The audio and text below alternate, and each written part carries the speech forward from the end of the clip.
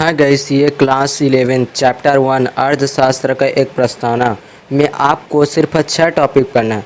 अर्थशास्त्र क्या है, उसकी परिभाषा, धन संबंधी परिभाषा क्या, उसकी विशेषताएं, उसकी आलोचनाएं, और दूसरा कल्याण संबंधी परिभाषा क्या है, उसकी व्याख्या, प्रोफेसर मार्शल की व्याख्या, विशेषताएं, आलोचनाएं और दुर्लभता सीमितता संबंधी परिभाषा ये पढ़ना है।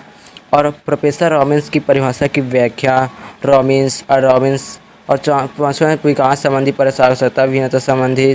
छठा है अर्थशास्त्र की श्रेष्ठ परिभाषा, मार्शल रॉबिन्स की परिभाषा, समानताएं, अंतर और आर्थिक गैर आर्थिक क्रियाएं और अनार्थिक में अंतर, अर्थशास्त्र की प्राकृतिक स्वभाव। ये इतना टॉपिक है आपको इस चैप्टर में पढ़ना है। और इसकी ये मेन टॉपिक जो आपको बता रहे हैं, जैसे अर्थशास्त्र क्या है, ये टॉपिक आपका है। कोई कोष नमोस से लिया गया है परिवार, कोई कोष का अर्थ प्रबंध, नमोस का अर्थ परिवार, ये और ये। अब इसमें यह धन संबंधी परिभाषा की विशेषता, धन संबंधी परिभाषा की विशेषता में धन का विज्ञान है, राज्य के संबंध में लिया गया है, विशाल सामग्री धन है, व्यक्तिगत समृद्धि ही राष्ट्र समृद्धि है। धन संबंधी परिभाषा की आलोचनाएं में आपको पढ़ना है कि धन पर आवश्यकता से अधिक बल दिया गया, धन का संकुचित अर्थ में प्रयोग, आर्थिक मनुष्य की कल्पना, अर्थशास्त्र का संकुचित क्षेत्र, ये धन संबंधी परिभाषा की आलोचना। धन पर आवश्यकता से अधिक पर मतलब इसमें प्रतिष्ठित अर्थशास्त्र को बताया है। और धन संबंधी परिभाषा में एडम स्मिथ, जे.वी. ने दिया था और इन्होंने अर्थशास्त्र के पिता समझे जाते हैं।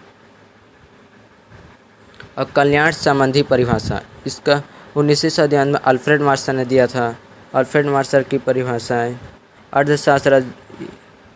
और प्रोफेसर रॉबिन्स की विशेषताएं, इसमें आपको प्रोफेसर रॉबिन्स की विशेषताएं ये 3 टॉपिक को बताए हैं। और प्रोफेसर मार्शल की आलोचनाएं में उसके जीवन का साधारण व्यवसाय वाक्यांश का स्पष्ट होना, परिभाषा नैतिकता के भ्रमजाल, अर्थशास्त्र का आर्थिक क्रियाएं, ये हैं प्रोफेसर मार्शल। अब ये रॉबिन्स की परिभाषा के बारे में है। और रॉबिन्स की परिभाषा की विशेषताएं ये है। प्रोफेसर रॉबिन्स की परिभाषा की आलोचनाएं दोष कह सकते हैं।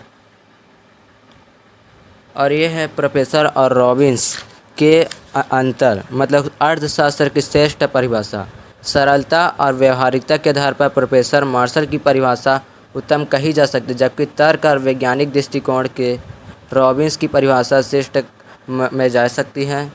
और यह प्रोफेसर और रॉबिन्स की परिभाषा में अंतर।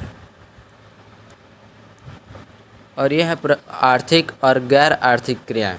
आर्थिक क्रिया वह है उस क्रिया को कहते हैं जिसका सामान्य आवश्यकताओं को संतुष्ट करने के लिए दोनों साधनों के उपयोग से होता है। यह आवश्यक नहीं कि आर्थिक क्रिया द्वारा सदैव यह सृजन किया जाता है। आर्थिक क्रिया में आपको पढ़ना है उत्पादन, उपभोग, विनिमय, वितरण, राजस्व। आर्थिक और अनार्थिक क्रिया में अंतर। आर्थिक क्रिया के 2 शाखा हैं, व्यष्टित और समष्टित।